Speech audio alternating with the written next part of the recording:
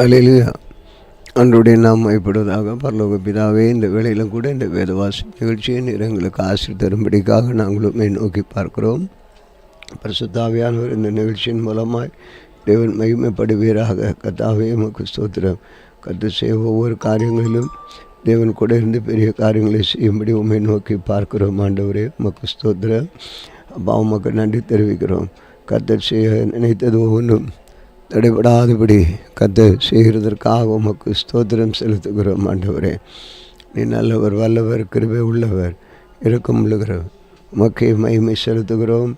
தேவநாமம் உயர்த்தப்படும்படி ஜெபிக்கிறோம். கர்த்தாவே, உமக்கு ஸ்தோத்திரம், ஸ்தோத்திரம், ஸ்தோத்திரம்.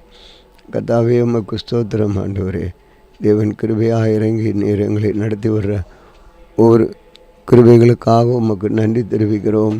இந்த வேத வாசிப்பு ஒவ்வொருவருக்குள்ளும் ஆண்டவரே நல்ல ஒரு பயனுள்ளதாய் காணப்பட கர்த்தர் உதவி செய்யும்படி உம்மை நோக்கி நாங்கள் பார்க்கிறோம். அப்பா, உமக்கு மகிமையும் கனமும் செலுத்துகிறோம். இயேசு கிறிஸ்துவின் நாமத்தில் வேண்டிக் கொள்கிறோம் பிதாவே, ஆமென். அன்பு நேயர்களே, இப்பொழுது கூட இந்த வேத வாசிப்பு நிகழ்ச்சிக்கு நேராக உங்களை அழைப்பதிலே மகிழ்ச்சி அடைகிறோம். நீங்கள் தொடர்ந்து இந்த வேத வாசிப்பை நீங்கள் கவனித்து தொடர்ந்து அதை போட்டு கேளுங்கள்.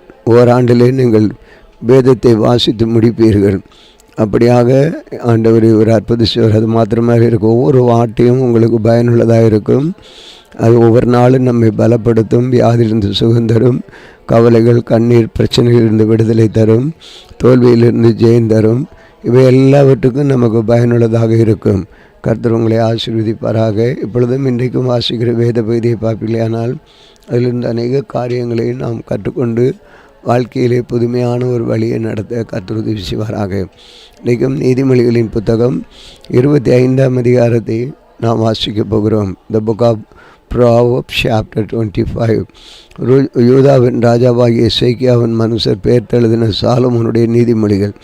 காரியத்தை மறைப்பது தேவனுக்கு மேன்மை, காரியத்தை ஆராய்வதோ ராஜாக்களுக்கு மேன்மை. வானத்தின் உயரமும் பூமியின் ஆழமும் ராஜாக்களின் இருதயங்களும் ஆராய்ந்து முடியாதது. வெள்ளியை நின்று களிம்பை நீக்கிவிடு, அப்பொழுது தட்டானால் நல்ல உடைமை பிறக்கும். ராஜாவும் நின்று துஷ்டரை நீக்கிவிடு, அப்பொழுது அவனுடைய சிங்காசனம் நீதினால் நிலைந்திருக்கும். ராஜாவின் சமூகத்தில் மேன்மை பாராட்டாதே, பெரியோருடைய ஸ்தானத்தில் நில்லாதே. உன் கண்கள் கண்ட பிரபுவின் சமூகத்தில் நீ தாழ்த்தப்படுவது நல்லதல்ல. அவன் உன்னை பார்த்து மேலே வா என்று சொல்வதே உனக்கு மேன்மை. வழக்காட பதட்டமாய் போகாதே, முடிவிலே உன் அயலான் உன்னை வெட்கப்படுத்தும் பொழுது நீ என்னை செய்யலாம் என்று திகைப்பாயி. நீ உன் அயலானுடைய மாத்திரம் உன் வியாஜ்யத்தை குறித்து வழக்காடு, மற்றவனிடத்தில் ரகசியத்தை வெளிப்படுத்தாதே. மற்றபடி அதை கேட்கிறவன் உன்னை நிந்திப்பான், உன் அவமானம் உன்னை விட்டு நீங்காது. ஏற்ற சமயத்தில் சொன்ன வார்த்தை வெள்ளித்தட்டில் வைக்கப்பட்ட பொற்பழங்களுக்கு சமானம். கேட்கிற செவிக்கு ஞானமாய் கடிந்து கொண்டு புத்தி சொல்லுகிறவன் பொற்கடுக்கடுக்கும் அவரம் இஞ்சி பூசுகிறதற்கும் சரி. கோடை காலத்தில் உறைந்த மழையின் குளிர்ச்சி எப்படி இருக்கிறதோ அப்படியே உண்மையான ஸ்தானாதிபதி தன்னை அனுப்பினவனுக்கு இருப்பான். அவன் தன் எஜமான்களுடைய ஆத்மாவை குளிர பண்ணுவான். கொடுப்பேன் என்று சொல்லியும் கொடாமல் இருக்கிற வஞ்சகன் மழையில் இல்லாத மேகங்களுக்கும் காற்றுக்கும் சரி. நீண்ட பொறுமையினால் பிறவையும் சமாதிக்க பண்ணலாம். இனிய நாவு எலும்பையும் நொறுக்கும். தேனை கண்டுபிடித்தாயானால் மட்டாய் சாப்பிடு, மிதமிஞ்சி சாப்பிட்டால் வாந்தி பண்ணுவாய். உன் அயலான் சலித்து உன்னை வெறுக்காதபடி அடிக்கடி அவன் வீட்டில் கால் வைக்காதே. பிறனுக்கு விரோதமாய் போய் சாட்சி சொல்லுகிற மனுஷன் தண்டாயுதத்துக்கும் கட்கத்துக்கும் கூர்மையான அம்புக்கும் ஒப்பானவன். ஆபத்து காலத்தில் துரோகியை நம்பது உடைந்த பல்லுக்கும் மொழி புரண்ட காலுக்கும் சமானம். மன துக்கம் உள்ளவனுக்கு பாட்டுகளை பாடுகிறவன் குளிர்காலத்தில் வஸ்திரத்தை களைகிறவனைப் போலும் வெடிவுப்பின் மேலும் வார்த்தை கரடியைப் போலும் இருப்பான்.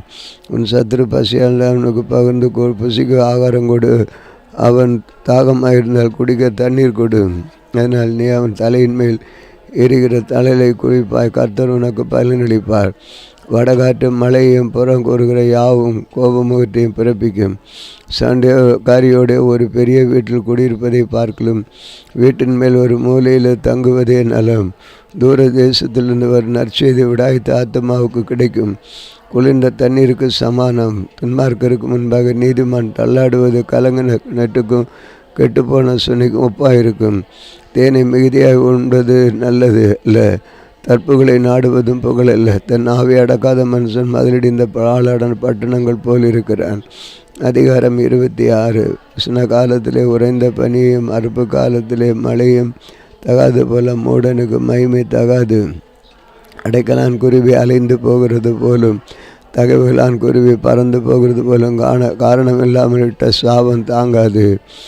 குதிரைக்கு சவுக்கும் கழுதைக்கு கடிவாளமும் மூடனுடைய முதுக்கு பிறகு ஏற்றது. மூடனுக்கு அவன் மதியானத்தின்படி மன உத்தரவு கொடாதே. கொடுத்தால் நீ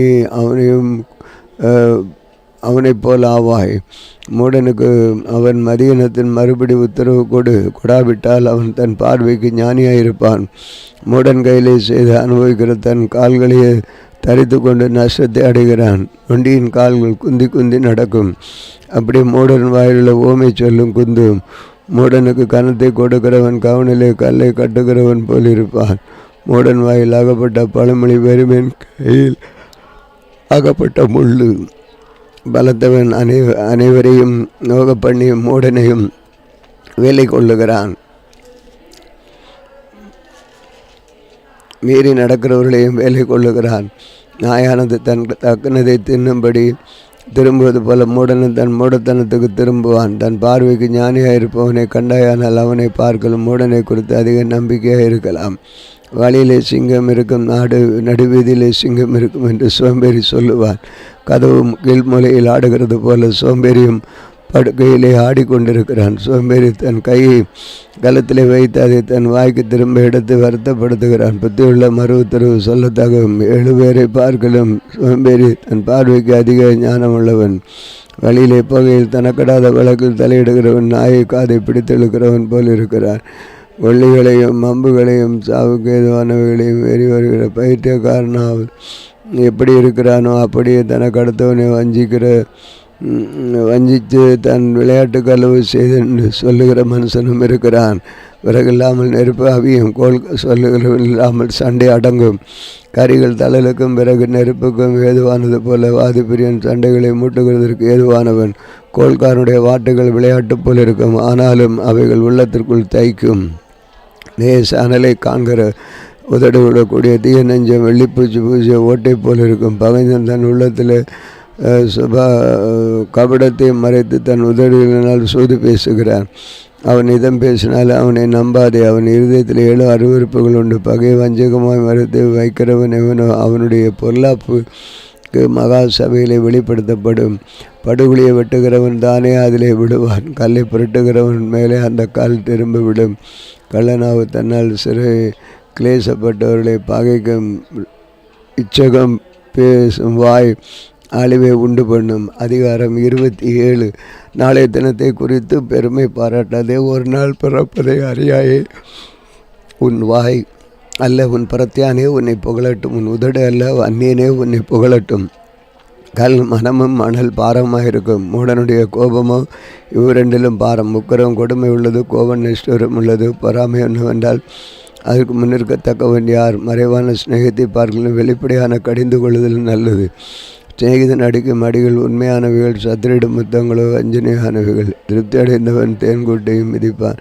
பசுள்ளவனவனுக்கு கசப்பான பதார்த்தங்களும் தித்திப்பாக இருக்கும்.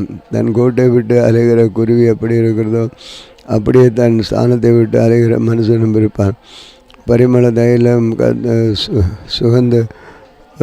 சுகந்த தூபமும் இருதயத்தை களிப்பாக்குவது போல ஒருவனுடைய சிநேகிதன் உட்கருத்தான் ஆலோசனையால் பாராட்டும் இன்பமானது களிப்பாக்கும். உன் சிநேகிதனையே உன் தகப்பனுடைய சிநேகிதனை விட்டு விடாதே. உன் ஆபத்து காலத்தில் உன் சகோதரனுடைய வீட்டிற்கு போகாதே. தூரத்திலுள்ள சகோதரனும் சமீபத்திலுள்ள அயலானே வாசி. என் மகனே, என்னை நிந்தித்தவனுக்கு நான் உத்தரவு கொடுக்கத்தக்கதாக நீ ஞானவனாகி என் இருதயத்தை சந்தோஷப்படுத்து. விவேகாதி ஆபத்தை கண்டு மறைந்து கொள்ளுகிறான். பேதைகளை நடுக்க போய் தண்டிக்கப்படுகிறான். அந்நியனுக்காக பிணைக்கப்படுவனுடைய வஸ்திரத்தை எடுத்துக்கொள். அந்நிய ஸ்திரீக்காக ஈடு வாங்கிக் கொள். ஒருவன் அதிகாலம் எழுந்து ஒருத்த சத்தத்தோடு தன் சிநேகனுக்கு சொல்லும் ஆசீர்வாதம் சாபம் எனப்படும். அடைமலை நாளிலே ஓயாத ஒழுக்கு. சண்டையின் காரியான ஸ்திரீயும் அவள் அடங்க பார்க்கலும் அடக்குவதை பார்க்கலும் காட்டை அடக்கு தன் வலது கையினாலும் வெண்ணையை பிடிக்காதிருங்கள். இரும்பை இரும்பு கருக்கி விடும். அப்படியே மனுஷன் தன் சிநேகிதனுடைய முகத்தை கருக்கி விடுவான். அத்திமரத்தை காக்கிறவன் அதன் கனியை புசிப்பான். தன் எஜமானை காக்கிறவன் கனமடைவான். தண்ணீர் முகத்துக்கு முகம் ஒத்திருக்கும், அப்போல் மனுஷரின் இருதயத்திற்கு இருதயம் ஒத்திருக்கும். மரணம் பாதாளமும் அழிவும் திருப்தி அடைகிறது இல்லை, அதுபோல் மனுஷனுடைய கண்களும் திருப்தி அடைகிறது இல்லை.